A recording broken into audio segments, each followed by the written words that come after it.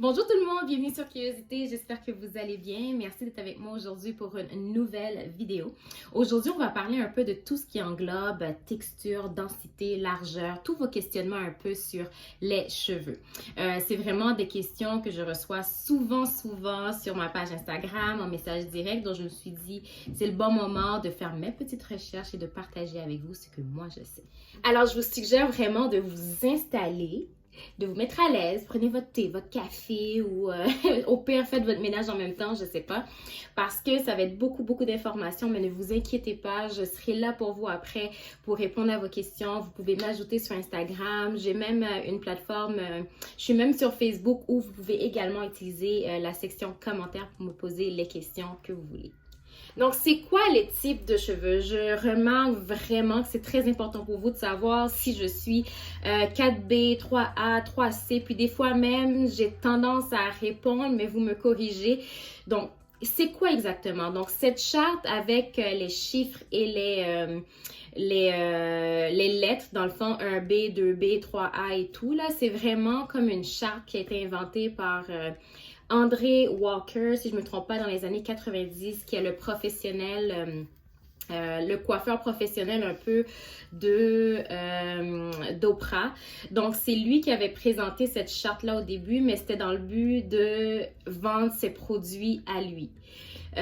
Donc, une fois que cette charte a été inventée, je pense qu'au début, c'était pas très utilisé, mais une fois que le mouvement des cheveux naturels a commencé, donc ils se sont basés beaucoup sur ça pour expliquer un peu les types de cheveux. Dans le fond, si je me base sur la charte de André Walker, c'était vraiment 4 chiffres, donc de 1 à 4, avec, il y avait un A, un B, un C, 2A, 2B, 2C, 3A, 3B, 4A, 4B. Dans le fond, c'était vraiment 4 chiffres avec des lettres un peu pour expliquer le différents types de catégories. Mais sinon, ça évolue avec le temps parce que maintenant, on ajoute des 4C, des 3C, je pense aussi, parce que ça évolue. Donc, c'est vraiment de base, ça évolue, mais je vais me baser sur cette charte-là. 1 vraiment représente les cheveux raides, les cheveux qui sont super lisses, sans ondulation, sans rien du tout. 2 représente les cheveux, on va dire, ondulés. 3, les cheveux bouclés et 4, les cheveux crépus, beaucoup plus corsés. Donc, c'est vraiment ça. En anglais, on dit vraiment kinky. C'est possible que je l'utilise dans cette vidéo, mais c'est pas utilisé pour avoir un ton péjoratif ou quoi que ce soit. C'est pour vous montrer un peu l'extrême de ce qui est cheveux raides. Donc, des cheveux plus corsés et crépus. Alors, pour moi, personnellement, je trouve ça un peu compliqué de mettre mes cheveux dans une catégorie en particulier. Je fais un peu partie des personnes qui se disent que mais devant c'est une texture, derrière, tout comme à côté, j'ai vraiment plusieurs textures différentes. Je me base pas vraiment là-dessus pour prendre soin de mes cheveux, mais par curiosité, je sais que vous voulez le savoir et tout. Donc, je dirais plus que quand vous n'avez pas des cheveux wavy, donc ondulés ou nécessairement bouclés. Donc, bouclé naturellement, je veux dire. Donc, je trouve qu'on fait partie des personnes qui sont dans la catégorie 4. Est-ce que je peux vraiment dire 4A, 4B, 4C? Pas vraiment, parce que moi, j'ai plusieurs textures dans mes cheveux. Derrière, c'est limite sans kinks, si je peux dire ça, c'est beaucoup plus wavy, bizarrement. Devant, je sais pas vraiment ce que c'est devant. À côté, c'est beaucoup plus serré. Puis au milieu, je pense que c'est très serré, mes boucles. Donc, est-ce que je peux utiliser vraiment pour vous dire je suis 4A, 4B, 4C? Je ne le saurais pas parce que je peux pas me définir par rapport à ces lettres-là. Mais je peux dire que je fais partie du type 4. Ce que je peux vous dire vraiment, c'est de prêter attention à votre porosité. J'ai fait une vidéo complète là-dessus où j'explique exactement qu'est-ce que c'est la porosité, pourquoi il faut prêter attention. Mais je comprends aussi que vous voulez savoir votre type de cheveux.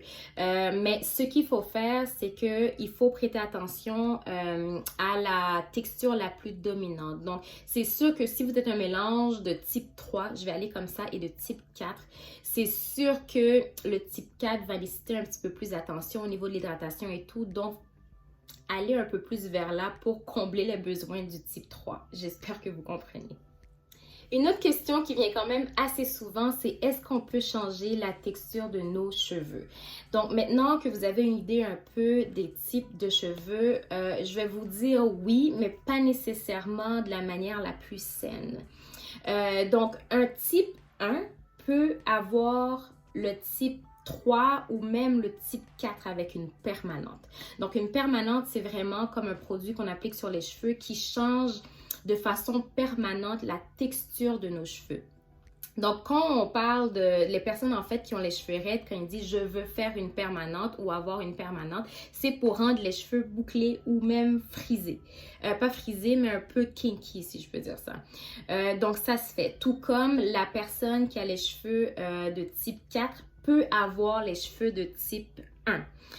Comment ça se fait? Comme moi avant, j'avais le défrisant, donc je me suis défrisé les cheveux pour avoir les cheveux raides de façon permanente. Est-ce que c'est clair? Puis, le dernier point aussi qui peut affecter la texture de vos cheveux, qui va permettre que vos cheveux changent de texture, c'est si jamais, malheureusement, vous les brûlez. Quand je vais dire brûler, c'est quand on parle du heat damage où on applique de la chaleur trop intense sur les cheveux qui vient un peu détruire, je vais dire la tige au lieu de dire le cheveu, la tige du cheveu, donc de tout ce qui compose les cheveux qui viennent un peu maganer, détruire. Donc ça va changer de forme puis changer de texture permanente.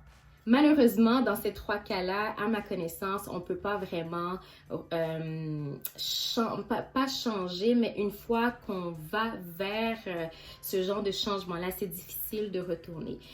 Comme moi, avec la permanente, c'était quand même difficile. J'ai pas pu retourner à mes boucles ou kinks naturels. Si j'avais pas coupé, il n'y a pas vraiment une manière. Il faut juste s'en défaire. On peut pas regagner les boucles qu'on avait juste en faisant des traitements. C'est sûr qu'en faisant des traitements protéinés, ça améliore l'allure des cheveux, ça donne un semblant de regain de vie, mais à la base, non, on peut pas avoir les boucles ou les frisottis ou avoir les kinks qu'on avait avant. Il faut juste les couper. Donc, si vous avez la solution, faites-le moi savoir au cas où un jour j'ai un heat damage, je pourrais l'utiliser, mais je doute que ce soit possible. On va passer maintenant à la densité des cheveux. Donc, quand on parle de densité des cheveux, excusez-moi si j'arrive pas à trouver les termes exacts pour expliquer exactement, mais je vais faire en sorte de faire de mon mieux. C'est la quantité de cheveux qu'on a sur la tête, tout simplement. Donc, on a un cuir chevelu. Donc, sur votre cuir chevelu, plus vous avez des cheveux, plus c'est considéré que vous avez une crinière dense. C'est tout simplement ça. Donc, dans le fond, on parle vraiment de forte densité, de faible densité ou de normal, mais moi, j'aime pas vraiment utiliser ce mot-là pour expliquer parce qu'il n'y a pas vraiment de anormal. On est juste chacune unique avec nos cheveux. Donc, on va pas dire normal, on va dire que ça se rapproche ou non du faible ou d'une densité forte, tout simplement. Pour la densité des cheveux, c'est un peu difficile de dire comment on réalise si on a les cheveux denses ou pas. C'est vraiment plus par observation. Il n'y a pas quelque chose de scientifique que je peux vous dire pour aller vérifier. Mais ce que vous pouvez faire par contre, personnellement, je trouve que j'ai ce commentaire-là assez souvent. Si vous faites des twists, donc vous allez twister vos cheveux, vous allez réaliser qu'une fois que tous vos twists sont faits, si c'est très facile de voir votre cuir chevelu, ça veut dire que vous avez les cheveux un peu plus proches de faible densité. Tandis qu'il y a certaines personnes qui font des twists, puis on n'arrive même pas à voir leur cuir chevelu, donc ces personnes-là sont beaucoup plus proches d'une forte densité. Donc c'est un peu comme ça qu'on le voit. Moi, comme par expérience, quand je me fais des twists comme ça, si par exemple je mets une photo et tout, beaucoup de personnes me demandent souvent, est-ce que tu as coupé tes cheveux? Est-ce qu'il y a quelque chose qui arrive? Est-ce que tu perds tes cheveux? Qu'est-ce qui arrive? C'est juste parce qu'en faisant des twists, mes cheveux paraissent un peu plus fins parce qu'il y a moins de volume et tout, donc c'est pas de ma faute là, mais c'est vraiment comme ça qu'on peut le voir. Il n'y a pas vraiment une manière scientifique. scientifique. Puis la question encore qui revient souvent, on me dit souvent, est-ce qu'on peut changer la densité de nos cheveux? Donc, on sait que sur les réseaux sociaux, on montre beaucoup de belles femmes naturelles, de belles noires, avec des crinières, avec des cheveux vraiment volumineux. Puis ça nous fait rêver, puis on aimerait atteindre ces objectifs-là, mais naturellement, quand on a des cheveux avec moins de densité, on peut travailler pour avoir un peu plus. C'est sûr, travailler là-dessus avec les traitements d'huile, avec les masques, la manière dont on prend soin de nos cheveux, ce qu'on mange au niveau des protéines, des fruits, des légumes, ça fait un effet. Mais d'aller au point A pour arriver au point Z, si vous avez les cheveux naturellement moins denses, puis vouloir la crinière, par exemple, de Natural 85, non, malheureusement, ça ne fonctionne pas comme ça.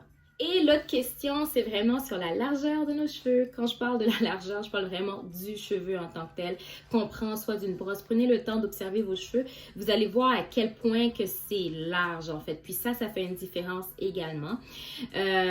Moi, c'est sûr que j'ai pas fait le test pour savoir si mon cheveu est comme plus ou moins normal, mais j'ai pas mal une idée parce que j'ai des amis avec des cheveux vraiment raides.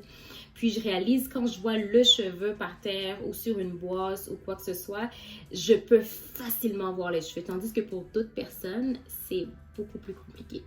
Il y a un test qui existe. C'est avec un fil de soie qu'on peut prendre. C'est sûr que le fil, normalement, est comme enroulé en deux. Donc, prenez juste une partie du fil, puis comparez. Si vous voyez que c'est à peu près la même grosseur, ça veut dire que vous avez les cheveux beaucoup plus... le cheveu plus large. Et si vous voyez que vous le voyez beaucoup moins, ça veut dire que vous avez les cheveux beaucoup plus... on va dire moins large, tout simplement. La raison pour laquelle que je vous parle un peu de la largeur de cheveux, vous devriez vous dire, mon Dieu, mais pourquoi? C'est vraiment parce que moi, à la base, je pensais qu'avoir les cheveux volumineux, avoir les cheveux crépus voulait littéralement dire que oui, c'est sûr que moi, j'ai mon type de cheveux. Alors, le cheveu en tel, c'est un cheveu large. Non, pas forcément. Et c'est là qu'on se trompe tout le temps. Vous pouvez avoir les cheveux denses et avoir le cheveu fin. Tandis que vous pouvez avoir le cheveu moins dense et avoir le cheveu gros. Mon Dieu, j'espère que vous allez comprendre. Donc, c'est pas une obligation qui dit volume égale un cheveu large. Ça a vraiment aucun rapport.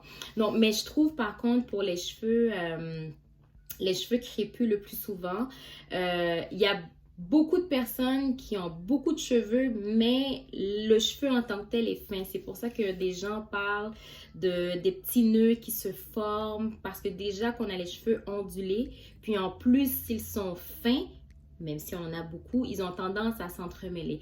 Donc, c'est assez compliqué, mais j'espère que j'ai quand même bien expliqué. Dans le fond, tout ça pour vous dire que c'est fascinant de voir à quel point qu'on peut avoir différents types de cheveux de notre tête, différentes densités, différentes largeurs, même la largeur du cheveu devant peut être plus large que derrière, tout comme à côté. C'est fascinant. Je trouve que les cheveux crépus englobent tellement de mystère, tellement de beauté qui nous rend uniques. Donc, tout ça, c'est vraiment pour vous dire que on est comblé, on est béni avec cette crinière qui est la nôtre, puis elle vous rend unique, chaque personne. Donc, j'espère que cette vidéo vous a aidé. C'est vraiment à titre d'information. Je suis encore là pour vous répondre. J'espère que c'est pas beaucoup. Puis, j'espère aussi que j'ai pu m'exprimer assez bien pour que vous puissiez comprendre parce que moi, c'est ce que je veux. Si vous avez des questions, n'hésitez pas à me les poser. Si vous avez aimé la vidéo, n'oubliez pas de la liker, de mettre un petit thumbs up, de m'écrire en commentaire, de la partager. Donc, j'espère vous revoir une prochaine fois pour une nouvelle vidéo. Puis, je vous aime.